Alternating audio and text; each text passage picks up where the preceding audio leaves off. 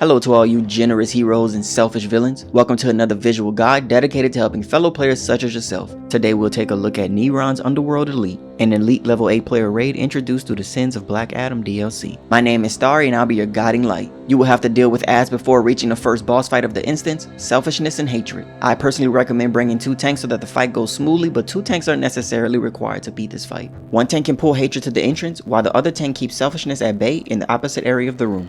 Failing to separate them will result in hatred being gradually healed and selfishness being shielded. Hatred is a very active boss that players will need to constantly keep an eye on if he's not their main target. Hatred will spin around where he's standing, dealing point blank AoE damage with Whirlwind Strike. During Burning Shroud, Hatred will take a blocking stance and deal heavy damage to any players who attacks him. So either switch targets during this mechanic or simply stop attacking. Hatred will look at a player and shake his fist. After doing that, he'll teleport to the player, dealing massive damage in the small frontal cone with Raging Backhand. If you're his target or directly next to his target, then block to reduce the damage and avoid being one-shotted. Hatred also has a ranged attack that looks exactly like Brawling's tap range. This will deal heavy damage, but the animation is slow and interruptible with the lunge, so be on the lookout for opportunities to stop it. Hatred will crouch down low to the ground before dashing at his intended target. This attack deals massive damage, so either block the dash or simply move out of the way. Hate Field is a fire puddle Hatred leaves under a player's feet that will deal heavy damage to any player standing inside of it. Selfishness will have a dash of his own where he will target a player and give a thumbs down emote before rolling towards his intended target. You can block this attack or simply move out of the way. Static Discharge is an attack where Selfishness throws green projectiles at players, dealing damage over time on any hit players. Selfishness will also throw ice boulders, so be sure to watch out for those. Hell's Hatred is an ad that will spawn while fighting Selfishness that will immobilize a player. Dealing enough damage to Hell's Hatred will cause it to go away, freeing the affected player. These mechanics will repeat until both bosses are defeated. There will be more ads to face in the hallways as you make your way to the final boss of the instance, Neron. This fight doesn't require 2 tanks, but 2 tanks can help the fight play out more smoothly. This is because Neron will place light rings on his primary target that will stack up to 4 rings. Once 4 rings are placed on the target, they will lose their abilities. Once that happens, the second tank can pick up the aggro in 2 tank comps, or the group can try to survive Neron until the tank gains his abilities back.